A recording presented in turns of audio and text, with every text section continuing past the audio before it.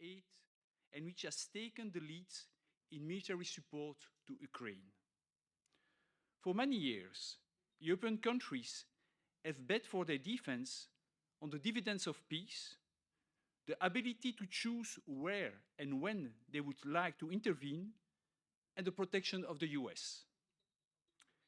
At the same time, voices were raised to concretize the European pillar of NATO. But it is clear that 70 years after the creation of the Western European Union and the failure of the European defense community, Europe does not seem to be in a position to become a major player in its own defense. However, the subject has been regularly brought back to the table since the Treaty of Maastricht and the establishment of the Common Foreign and Security Policy, and more recently, the Treaty of Lisbon and the creation of the Common Defense and Security Policy. The current military operations of the EU are mainly focused on training. Other initiatives are concentrated in three specific areas: education, with the Emilio Programme and the European Defence College; military equipments, with initiatives aimed at jointly developing the technologies that provide a technological advantage to our armed forces; and finally, developing capabilities together through the various PESCO programs. While the amounts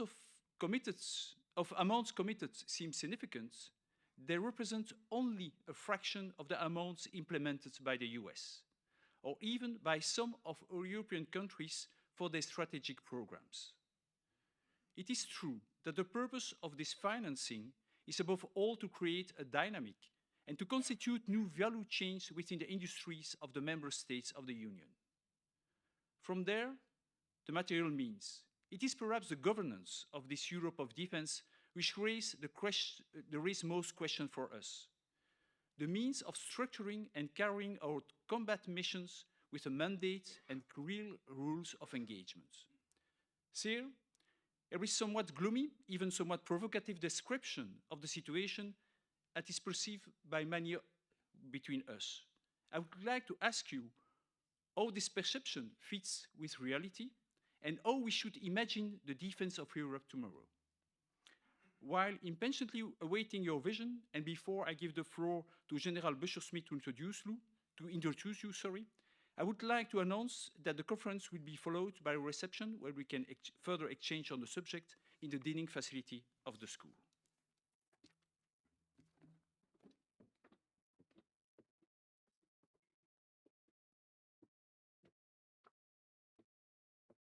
So, Generals, Admirals, dear colleagues, former colleagues, good evening. It's my pleasure to introduce very briefly General Brigger. I've received your CV, which is quite short, and that's not surprising. I know that generals don't like to listen once again to the reading of a CV, and so I will be very brief. I noticed some interesting points. We have common points, 3, I think. First of all, we were born in 1956. I wouldn't say that I'm older than you, but I should prefer to say that you are younger than I am. We were born at the beginning of our career in the armor branch. And I've seen in your CV that you are very interested in logistics issues as well, which is normal for a tank, an armor officer, because without gasoline, without ammunition, without spares, we are nothing. One more point is your interest, our interest for European defense issues. You, of course, in your key position as the president, the chairman of the European Union Military Committee, and for me personally, as the former commander of Eurocorps, which gave me the opportunity to discover that we are able to interact, to cooperate in a structure with nations like Belgium, of course, France, Spain, Italy, Germany, Poland, Greece, and so on and so on. So I'm convinced that We can achieve great goals if we unite our competencies, if we try to cooperate with open minds. And so that's the reason why I am quite optimistic, even if things are not very brilliant at the moment. So, sir, I should like to underline one last point. You have been the commander of the Austrian detachment in Austria, in Altea, sorry. You have been in Kosovo, so you have a huge experience of operations abroad. And finally, you have been the Chief of Defense of Austria. And so I'm very happy to welcome you once again in this splendid conference center, and I pass you the floor. Thank you, sir.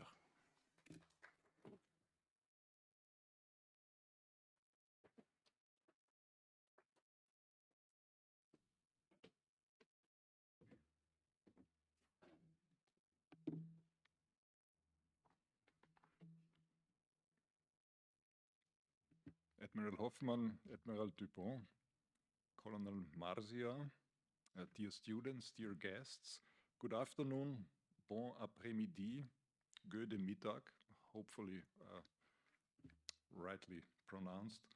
I'm very happy to be here in this prestigious academy today.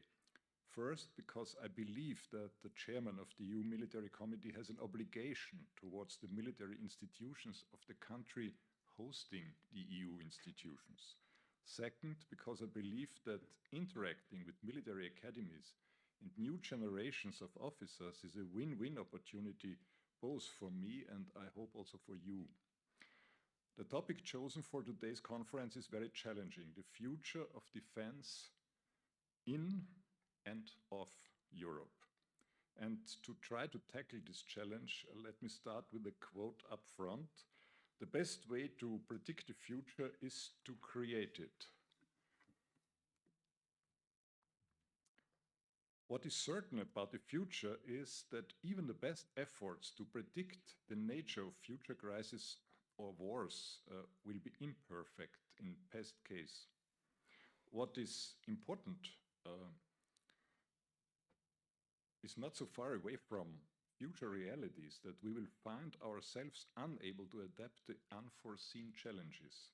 Over the next 15 minutes or so, I would therefore like to sketch out the challenges Europe is facing or will potentially be facing, starting from the current security situation. I will then discuss the military implications of these challenges.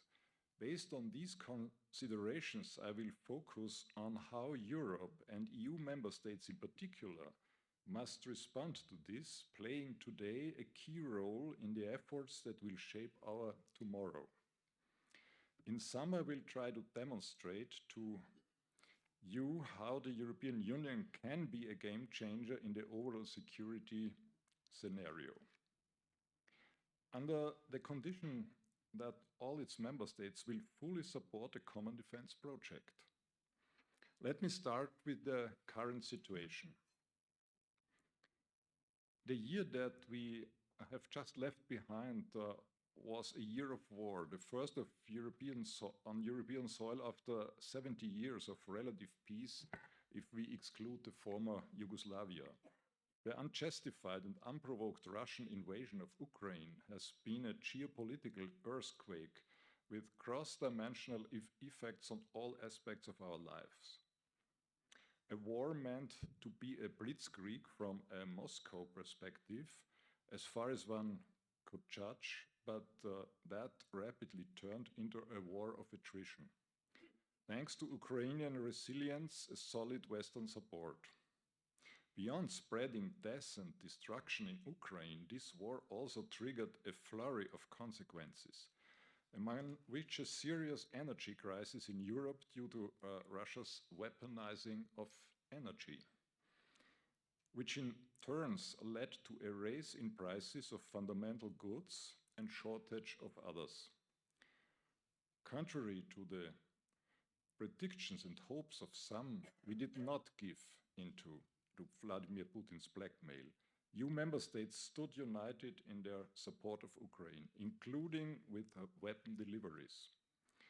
The ad hoc activation of a newly developed tool, the European Peace Facility for the delivery of lethal weapons, was indeed a breakthrough for the European Union. That said, while we approach in just 2 weeks the first anniversary of this erratic war, it would be a huge mistake to overlook all other crises that the EU is already dealing with, starting with the Sahel and the Global South and all kinds of challenges stemming from different geographic areas, including uncontrolled migration, the spread of extremism and associated terrorism, disinformation, hybrid and cyber attacks, also from the new frontier of space. All this complemented by the challenges posed by the rules-based world order and the existing security architecture in Europe and elsewhere by competitors and malign actors. Actors that they are twisting without reservations the legal system of compromising it with alternative proposals. Without forgetting the still open wounds left by the pandemic in terms of economy and social unrest. So what can we reasonably expect for the coming times? I dare say that the natural evolution of the already worrying geostrategic scenario will probably see the enhancement of multipolarity. Power competition will lead to additional fragmentation of global order. This will be supported by the exploitation and abuse of communications, including misinformation and disinformation. We will witness an enhanced hybridization of war. Proxy wars will be used more and more to project power and interests. Countries of the Global South will see the vacuum of an international order as an opportunity to reassert themselves as global players. Arms race and nuclear proliferation will become the new normal. I wonder if they haven't already. Competition for control and strategic spaces, land, space, maritime, will increase. Control of support chain, energy security, and reduction of dependencies will become strategic priorities. Race for technological supremacy will intensify, with semiconductors, for instance, becoming the new digital oil. Last but not least, our weaknesses in addressing the effect of climate change will probably lead to increased unrest and migration flows, with a higher impact on southern countries and enhancement of the digital divide. That said, each one of these challenges will have an impact on the security defense domain. As responsible EU, we'll have to prevent the butterfly effect that each tectonic shift, also apparently local, could have on us, directly or indirectly. As a first order of priority, this amalgam of crises would enhance the need for us to own all the military tools for effective crisis management in the wider spectrum. Be it for the peace enforcement activities, preparing the security framework for other tools of intervention, or in case of natural disasters to support civilian authorities with dual-use capabilities. The military tool shall be able to project operational superiority in support of EU objectives, interests alone, or with partners when possible. This implies the ability to assess the situation, to decide and to act accordingly for as long as it takes. The same tool will be more and more relevant to fight against cyber attacks or to protect sea lines of communications where most of the trade takes place and supply chains operate. And it will become more and more integrated in the multi-dimensional approach to crisis management. Because if no crisis can be solved with purely military means, no crisis can be approached without considering the proper use of military instruments as well. And even more, In the arithmetic of power associated with EU integrated approach, the formula is not a sum but a product of different tools. Even if one factor equals 0, the overall result will be 0. It is therefore necessary to consider the military implications of each challenge already at the earliest stage of strategic foresight and planning, and to include the military as a necessary tool. That said, is Europe already gearing up? Let me tell you, predicting the deluge will not save us. Building the ark will. And our ark has a name, European Common Defense. And the project is not new, in fact. In 2016, building on the lessons identified from the first activities in the security and defense domain, several missions and operations successfully planned and conducted, the EU started out on a more purposeful journey. With a global strategy in 2016, as I said, the EU stepped up its ambitions to become a credible global security partner. It was the first tentative to elevate security and defense to the same rank of the other dossiers in the EU's agenda.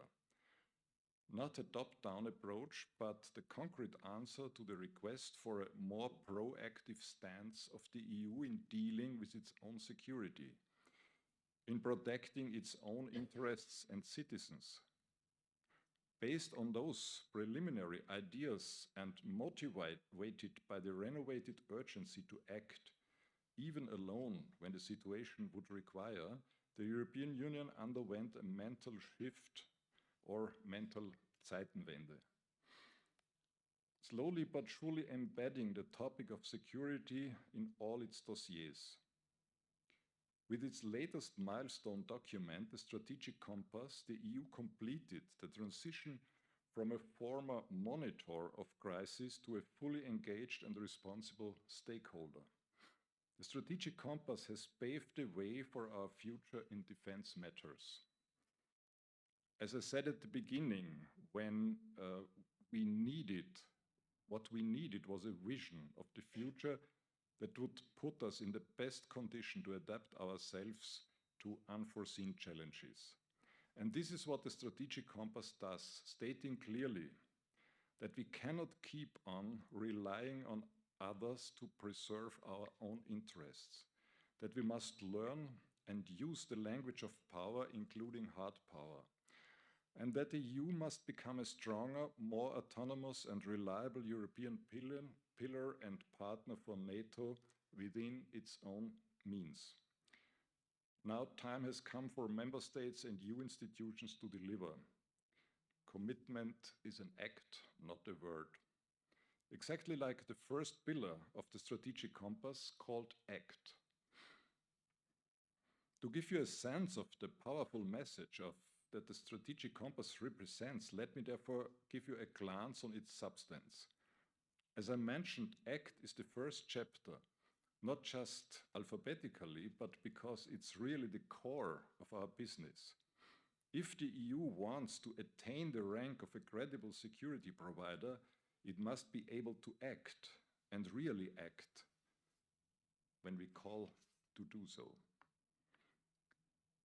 The main element of this chapter, and one of the main elements of the whole Strategic Compass, is the establishment of a joint force package, the Rapid Deployment Capacity.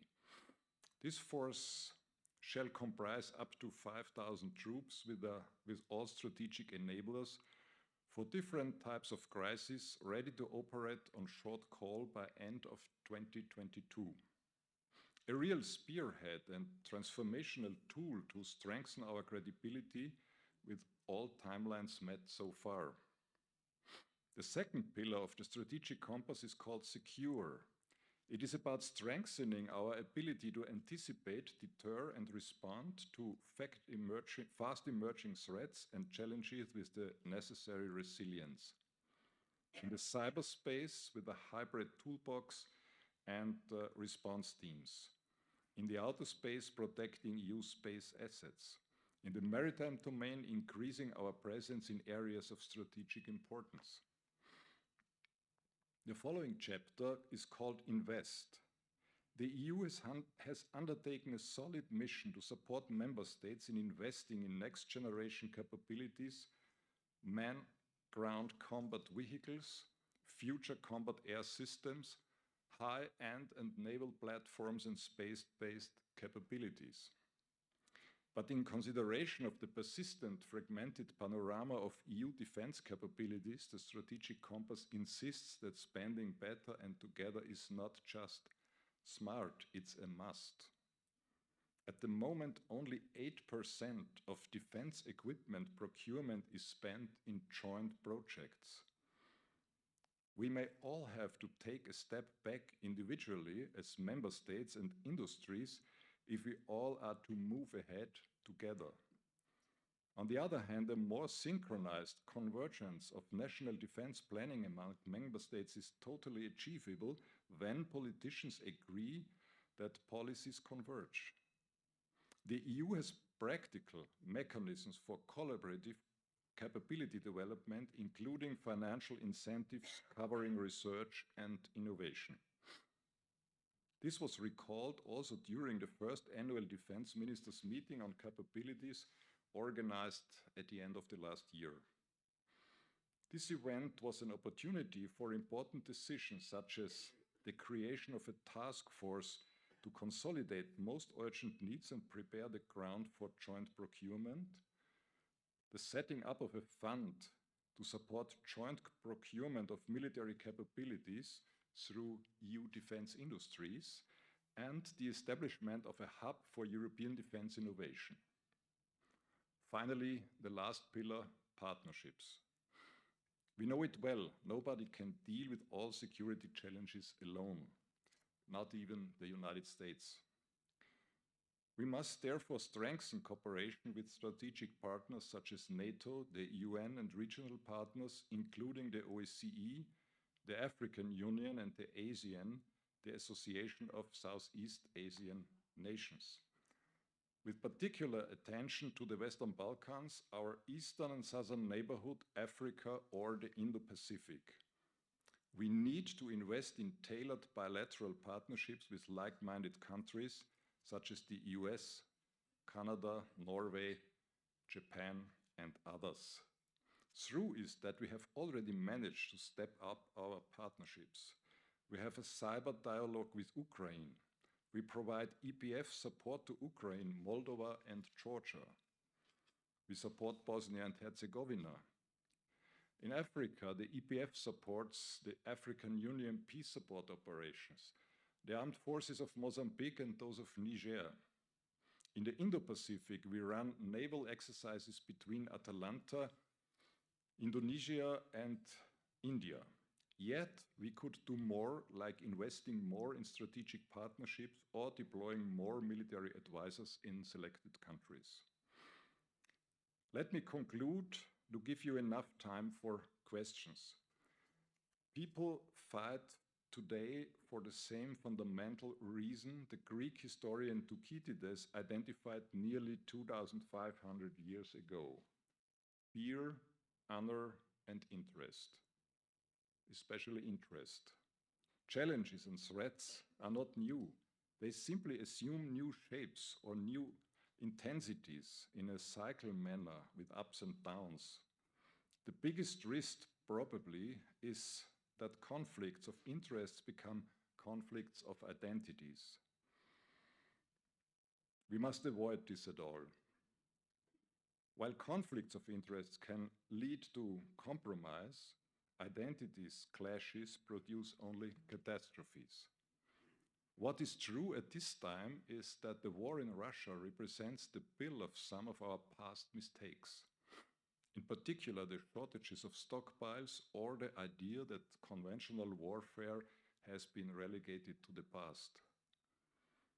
The question is, can European Union be a game changer in the overall security scenario? Or can it bring an added value to be able of the main stakeholders and be recognized as one of those shaping the future?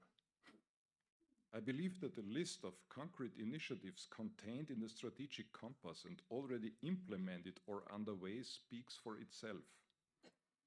Facts, not words, no more promises. But let me raise a warning flag. To be really successful, to make common European defense a concrete reality, we will need determined and wise leadership across member states and within the EU institutions. One fact is clear to everyone. It is in human nature to rather react to crises than proactively prevent them. The EU and its member states are not different in this regard. Their impetus to build up a credible security and defense framework only got traction in the aftermath of a major international and regional crisis. The threat of a possible disengagement on our continent of a major security partner, namely the USA, has also played an important role. But what will happen when a major crisis and the spotlights on it start fading away? This is why it is imperative to gear up defense in advance. And this requires committed leadership. I would say bold, responsible, and somehow visionary, but pragmatic leadership in our member states. The EU stands ready to act as a facilitator. In a way, the Union has done its homework, providing all the necessary tools for cooperation and all possible financial incentives. Now the project of the EU defense must be the expression of a common European defense culture when we finally speak with one single voice as a team. Like in any given Sunday, 3 minutes till the biggest battle of our professional lives. And it all comes down to day. And either we heal now as a team or we will die as individuals. That's all it is. Thank you for your attention.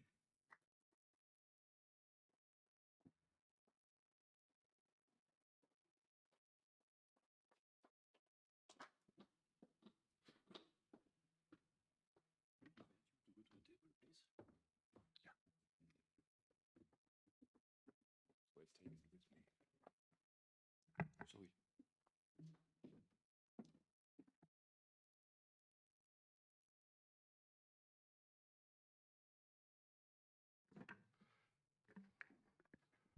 So thank you, General, for this very comprehensive briefing.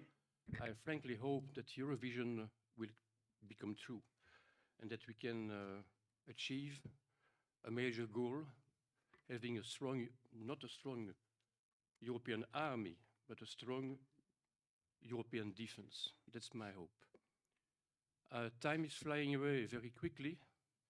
I will not disappoint Colonel Marcia, but I think that 10 questions, we cannot achieve this goal unless we stay in this room till 9 p.m., which is not a good plan because the beer will be warm. So may I remind you some rules for this Q&A session? First of all, if you succeed in catching a microphone, please stand up and introduce yourself very briefly. Second point, one person, one question, not two, not three. So, in his quality of chairman, Jean? Yes. I will pass the floor to Colonel Marcia, the chairman of the Society for European Defense, for the first question. Thank you, Jean. General, European defense initiatives suffer from a lack of leadership, as you mentioned in your speech. Your slide with the fragmentation of the investment was very clear in that topic. The reason is that the European Union is only an association of states. It fails to better coordinate the defense spending of its member states. Therefore, the fragmentation of our military capabilities and their shortcomings persist. This is why the European defense industry remains weak compared to the major US producers. You know that George Washington and the American Federalists, they demonstrated as early as 1787, 1788 that the only effective mode of interstate coordination and governance is federalism. Do you think that the member states should renounce a little bit of their sovereignty to allow Europe to speak with one voice, to have more strategic autonomy, and to defend itself better?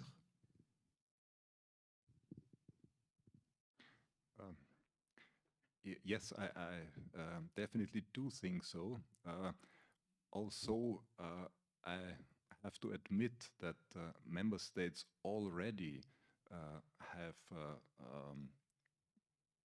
given up parts of their sovereignty to the Union. There is the primacy of European Union law over national law, and there are very many initiatives trying to coordinate the common efforts. It's clear that there remain industrial industries of different member states. It's clear that defense industry has also to strive for economic advantages. But it's also, for me, a dimension for the future that if we better coordinate these efforts, there is space enough for all to be successful. It's all about coordination and fostering common procedures, common standards. We have, as you know, a lot of main and platforms, be it maritime, land, space, air. Compared with the US, there is a diversification hampering our effectiveness. And the Ukraine war shows that there is a large need of supply and a large need of modern defense technology. So it is, in principle, a chance of a win-win situation when we step forward in coordinating our efforts. And yes, it can be combined with a partial giving up of sovereignty, and it is on the long term, for the benefit of all. On the short term, it could be also bring some disadvantages, but this is disadvantages we have to accept when we will gain common ground for the future. It won't be easy because if we look at the European nations, you cannot ask Italy, for instance, to use other vehicles than Iveco. The Belgian infantrymen to use other weapons than those which are made in Belgium. You cannot ask the French pilots to fly something else than Rafale, and so on and so on. Yeah, but just briefly, now imagine European defense sector agrees on one infantry vehicle platform, and it is produced in Italy and in Belgium, in Germany and in France, in the numbers we need. And this is the future. Thank you, sir. Second question for Lieutenant General Frederick van Ingenen. He has been in the past the Assistant Chief of Staff, Operations and Training. Fred, the floor is yours.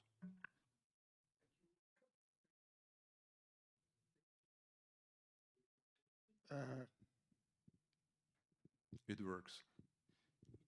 It works. Okay. Thank you. Then it's my voice, probably. I would say one country has undoubtedly understood that the European defense had a lot of weaknesses. And that country is Russia, of course. During your presentation, you made the point on all the military implications, okay? But what I see today is that all member states of Europe are supporting Ukraine by giving material. Are you not afraid that our nations, through that movement or their actions, are more poor than before this war with Ukraine? And coming back to the military implications you mentioned, I'm afraid about the timing for the European Union to become a real defense force together. What about that? It's true that, as I mentioned, it needed a conventional war on European soil to start this process of rethinking European defense. But concerning the support of the Ukraine, I think European Union acted quite quickly and effectively. I admit that sanctions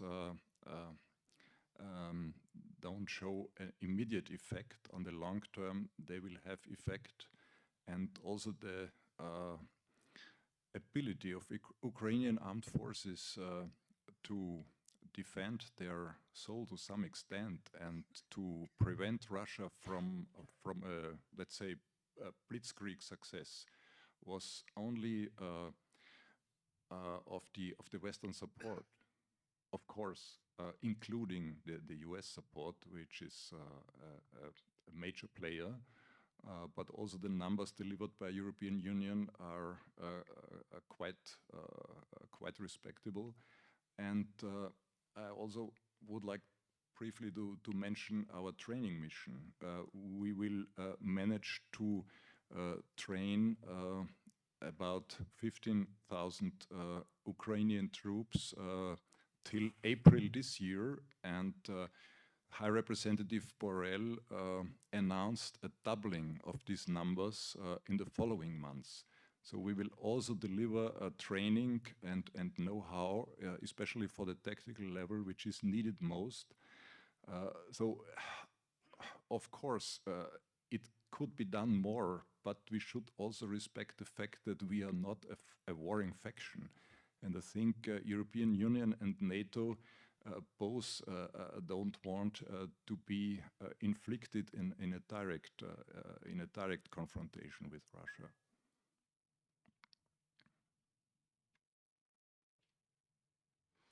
Okay, who is willing to enter the arena?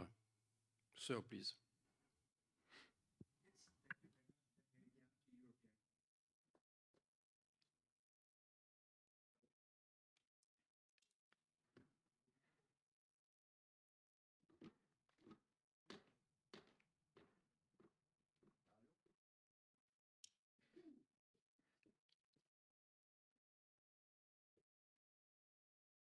I hear you. You just mentioned the strategic, you mentioned the strategic compass as the new tool to create this European defense and to guarantee this autonomous strategic role for the European defense. How this square, but this was 10 months ago. So a few weeks ago, we had the joint communique between NATO and the European Union, where the European defense is seen just as complementary to NATO, just a kind of secondary role that has always been the role of European army in this context. So how do you combine the two things? And how it changed, how it makes that 10 months ago we worked for autonomous strategic, now we just are a complement of another of the main organization. Thanks. I admit it's really complicated, but on the other hand, the two organizations have different histories and different purposes from the very beginning. Now, in the just during the last decade, the need for European autonomous defense was to be included in our strategic thinking. And I think the task is now, since most of European member states are also NATO members, to simply strengthen the European pillar of NATO. And strengthening the pillar and also respecting the same standards and the same methods would also strengthen the European ability to defend itself, even if the US should in another administration decide to not that intensively support Europe than in the past. So I think this is an ongoing process with an open end, and hopefully the end will be a strengthening the European defense and building up an own European defense culture. What remains for the moment is simply the fact that the proper organization for common defense and national defense is the alliance, because the alliance has the proper military leadership, the organization. We are just stepping up in, to be honest, building up rather small tools like the MPCC and this 5,000 troops rapid deployment capacity, which is more oriented for crisis management than for defense. But the tendency must remain strengthening European capabilities, strengthening common standards, and building up the ability to defend ourselves and to defend our interests. We will not, I think, for the next 100 years, just rely looking over the Atlantic whether they are willing to support us. This is not a dictum against partnership. The partnership should remain, but Europe should step up as becoming a reliable strategic partner and a big player, again, quoting the words of our High Representative, also able to speak the language of power. Thank you, sir. Gerald Koolmond. Thank you, former member in the military committee. I admired the words that you've just spoken in answering that first question. And my question is now, the words that you were advocating, is the military voice sufficiently heard within the European to bring this to a good end? Because you said, indeed, it is so. It's not about and. It's about the multiplication. Mm-hmm. So that is true. Is this now a multiplication, and is your voice sufficiently heard in the European institutions? Thank you. I'm glad to simply respond yes. The military voice is better heard than in the past. The military advice is more and more requested by the political level. I have the ability to contribute with expertise if I'm willing each week, every week in the political council. I also can use close contact to the high rep to let him know what the military perspective is on a special situation. The situations are multidimensional, but the military component has a growing importance, and this has also been respected by politicians.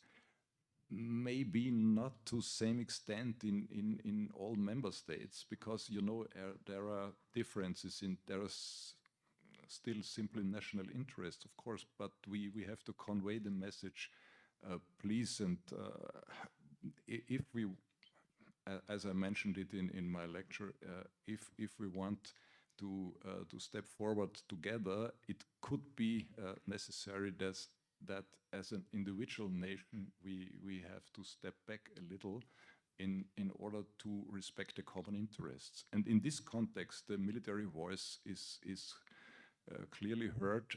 Also, I have to admit, my advice is bound on the agreement of the 27. I cannot by myself give strategic impulse to the political level without having negotiated that with the member states. And this is my daily work and my strive for unity. And unity amongst 27 is always compromise. So also we are speaking of a pure and unfettered military advice. It has to respect and also implement political implications. Thank you, sir. One more problem we have, I think I can be wrong, but we, the military and the politicians, we don't have the same agenda. We military, we are thinking in generations. The politicians are thinking re-election, 4 years, 5 years, and so on. But I can be wrong. Thank you very much. Next candidate to spring into the water.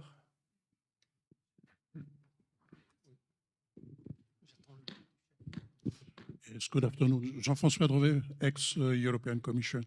I would like to raise a question about NATO.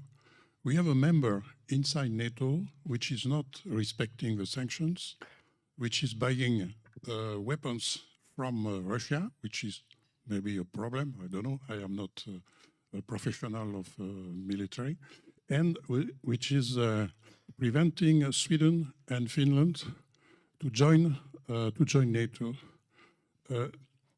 At a certain extent, it's a political problem. It might be also a military problem. Do you expect the NATO General Secretary to do something about that? Because his silence is very surprising for me. Thank you. Well, I'm not a NATO inside expert, but I'm convinced that the Secretary General is doing everything in fostering the preparedness of this respective NATO ally to agree to the attendance of Sweden and Finland. So I think there are, of course, negotiations and exchange of aspects and issues ongoing. And I personally do hope that after the elections in the respective NATO country, maybe it will be becoming a more smooth process of joining the alliance of these two Nordic countries.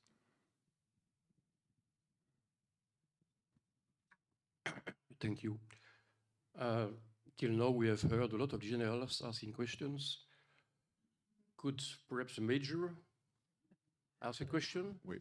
We want the voice of the young generation. Don't move all together. Oh, one candidate.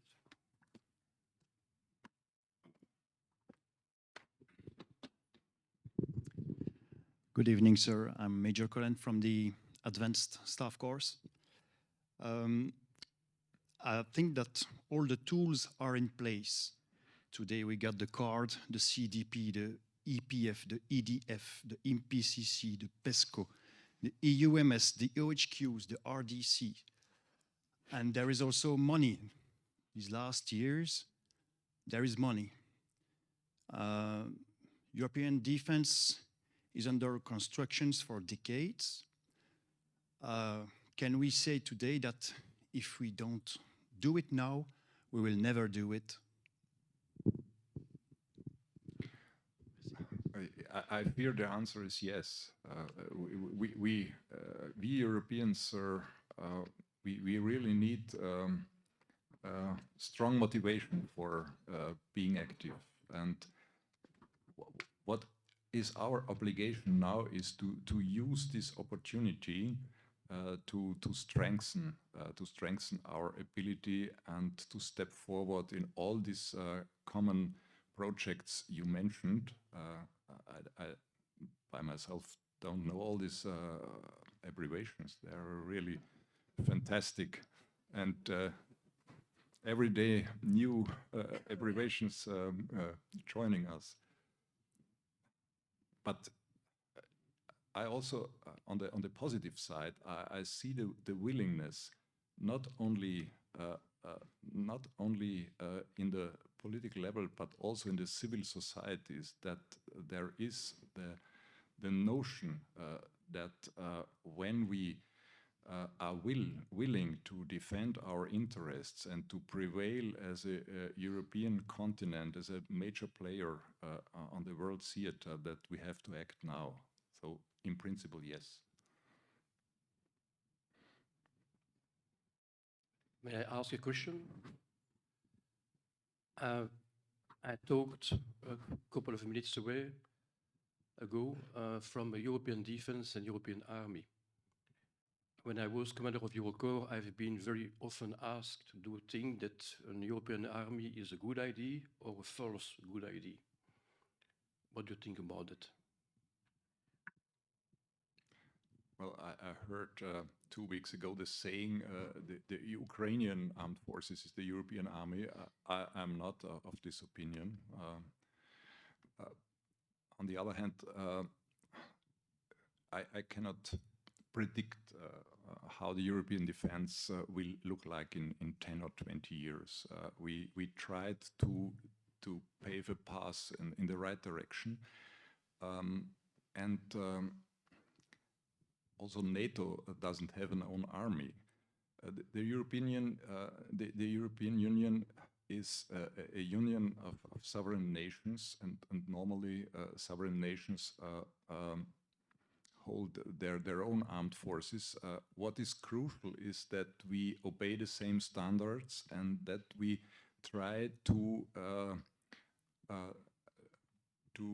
become to have a maximum of synergies, to have a maximum of coordination and cooperation. And there is a lot to do to reach this stadium before we think further on a common army, which, to my understanding, is more characteristic for sovereign states. And if the European Union shifts to another political framework in 1 or 2 generations, the situation may change also. So I share your opinion. I think that it would be difficult to set up an European army because we cannot harmonize everything. We can harmonize the procedure, the working language, but for instance, human resources, payment, and things like that, we cannot harmonize. So I personally think that we should act in the sense of a European defense instead of European army. Next question. It is not my second question, but we have also a Skype session, a video conference. And so from the foreign country, Admiral Jacques Rosier asked you this question. Russia has been using nuclear blackmail in the war in Ukraine. How can the European Union react on this? Well, we are confronted with a hybrid threat used by Russia, definitely. And part of this hybrid threat is covering European media and societies with not only blackmail but also fake news. And what we have to do is to strengthen our strategic communication in order to tell the people the facts, how we see them. And it is a battle of yes, also a battle of narratives. And to counter these narratives, we have to have a proper strategic communication within the European Union. I have the feeling we could do more in this field. But up to now, I think when such blackmailing attempts occurred, there was always a clear answer, at least on the strategic level, that this is just an aggressive rhetoric. Jean, you are the master on the clock, so if we have to stop, please raise your hand.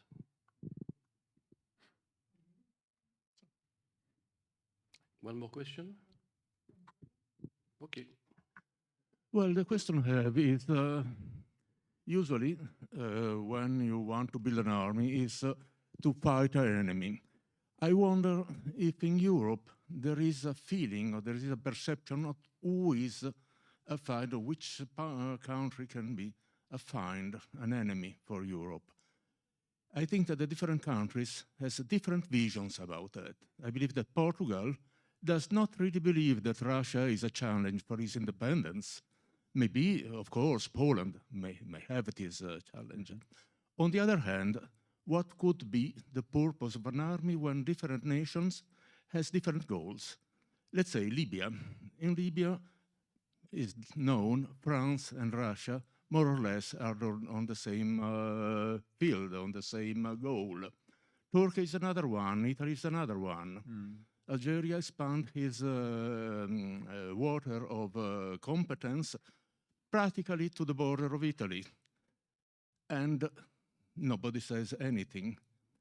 So an European army, what could do in such a situation? The first thing, in my opinion, should be to convince that this army can be useful for everybody, not just for fighting in Ukraine, but also for other countries.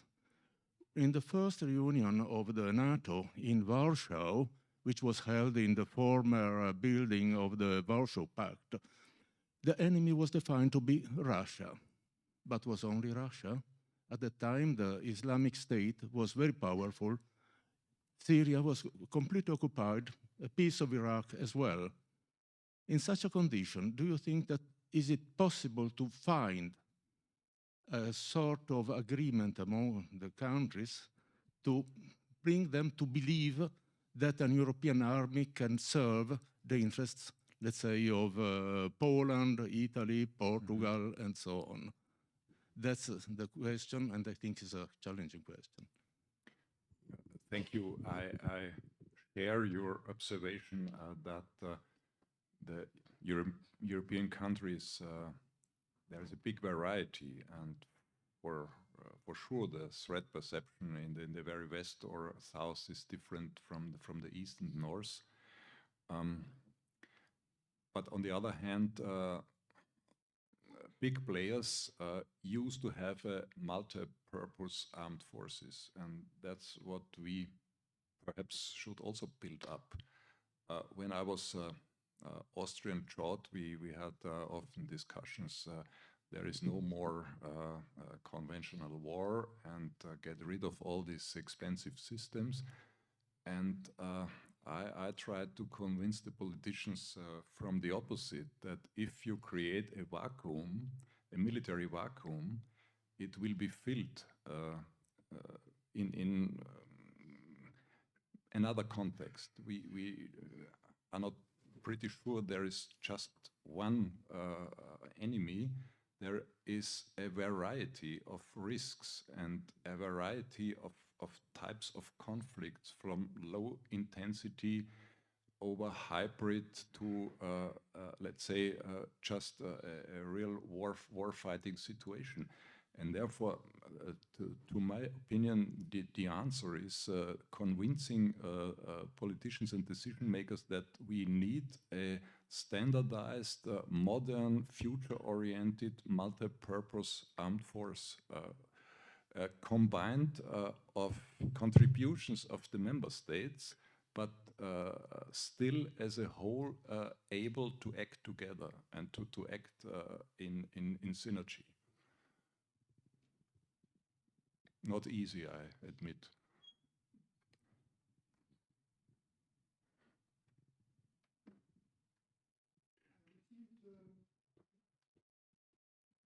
I received the last question from Poland, Mr. Krzysztof Lek and General Bielawski.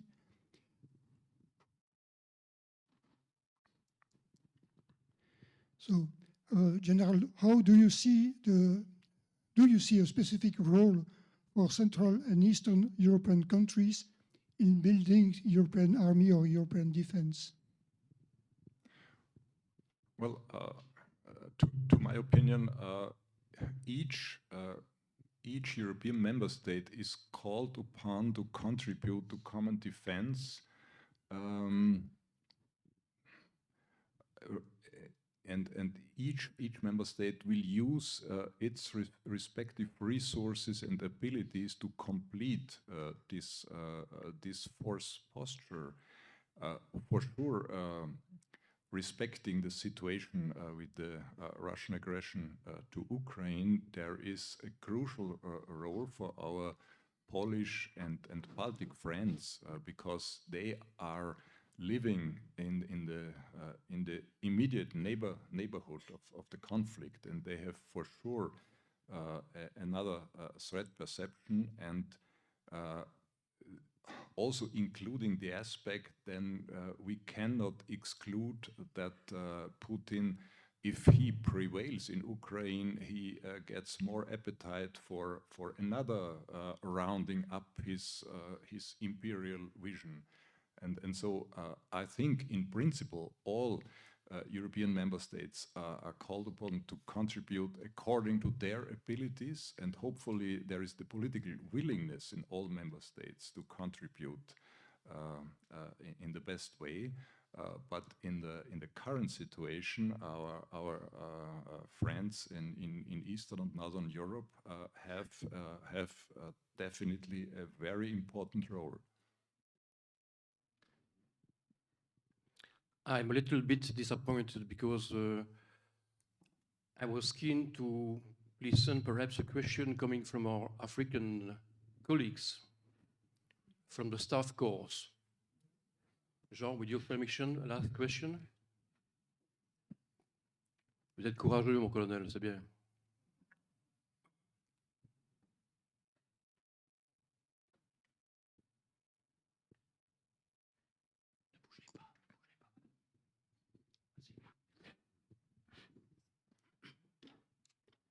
Major Jambo Dungad from Gabon. You talked about the situation in Sahel, but you don't say anything about the eastern part of the DRC.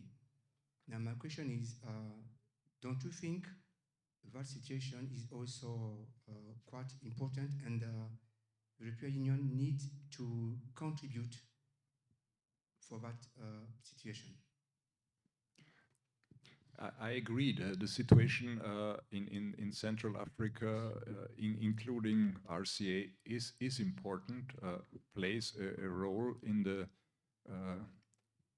European security interests, and therefore we established a number of missions, as you are well aware, to support these nations in battling the terrorism. At the moment, we have some sort of stalemate for different reasons, unfortunately, and we are now rethinking our strategy concerning this region, because on one hand, there is the expectation of nations to be supported, let's say, by training initiatives. On the other hand, there is the expectation of the European leadership that if we are expected to support, then there should some preconditions given. For instance, the absence of third-party mercenaries who are for the moment in place and acting there, and this produces some sort of stalemate. And I hope that the situation can be changed at the political level. It needs probably initiatives from both sides. But the region is important for Europe, and the southern flank, the whole of Africa, is a region where we should foster partnership. And we do this also with the briefly mentioned new initiative with Niger, where we establish a partnership mission. Thank you, sir. This is the end of this QA session. Before thanking the last time the General, I would like to give the floor to General van Dingenen for the final conclusions. Thank you, Fred.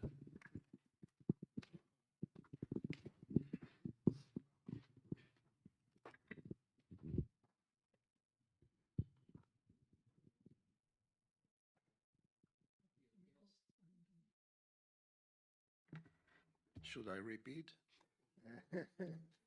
General, Admiral, dear guest, ladies and gentlemen, first of all, thank you to the General to deal with us his ideas and views on the future of the European defense. To do that, you drew our attention to the following main topics. And I took a very first one that must bring us all to think about further. You mentioned that we don't have to predict the future, but to create the future ourselves. I think there is a lot of truth in that statement. As staff officers, I'm sure we have to think about. You put forward the challenges and military implications. And by putting these challenges, you gave us the foresight in 10 domains. Okay, I will not repeat them, but they were quite clear. On the military implications, you focused on, first of all, the military tools we need in complement to the political, economical, and diplomatic ones. You stressed that common European defense must be more proactive, and even that a stronger commitment must be made. You stressed the point that investments were needed altogether in a collaborative way, and you underline even the necessity for a good and efficient partnership. On the questions, you gave us a lot of messages about sovereignty and coordination among member states. You bring also some insights on the complementary aspects with NATO. We were pleased to hear that the military voice in the European Union was really heard, more than in the previous times. And that motivation must do a step forward, as well as actions in the strategic communications. But you also stressed the fact that there could be different perceptions of the threat within the European community. So I'm convinced that based on your inputs, the Belgian defense will for sure continue a reflection on our future in such a European context. That's what I took out of your presentation, and I'm pleased to constate that there were more than 10 questions. And so I'm sure today that the reception will take place afterwards. Thank you very much.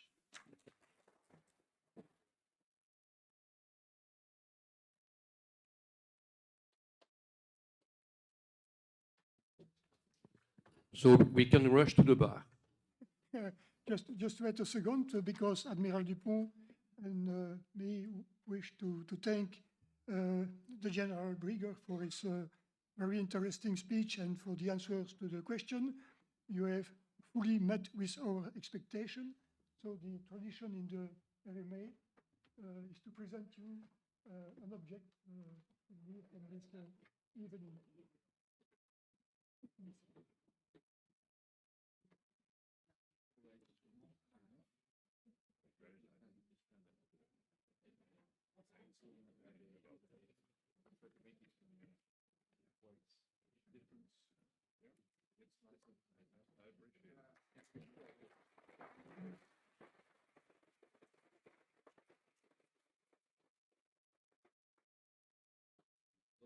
Like to leave my crest here in this traditional institution, and maybe it finds also in your office a place.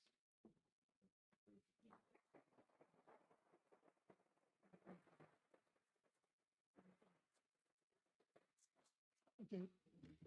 Well, as General Busson-Schmidt said, I invite you to follow us to the receptions. So you go back to the entrance of the school and you take the gallery on the left.